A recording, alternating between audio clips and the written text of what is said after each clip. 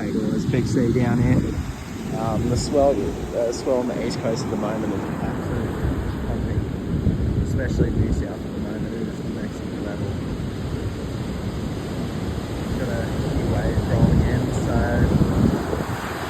I reckon this is a bit of a lull point at the moment because some of the waves have been coming through, been about 4 to 6 foot, and even later on as the day continues, it might even just keep getting bigger from that point.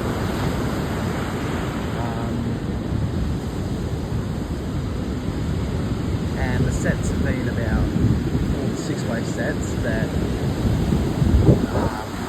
there's some sets been coming through and they've been like 8 wave sets, and it's been exceptional down here.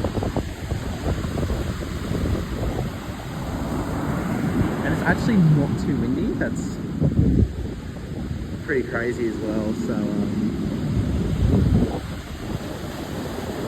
yeah, it's really good down here, guys. Well, here we go. Here comes the set.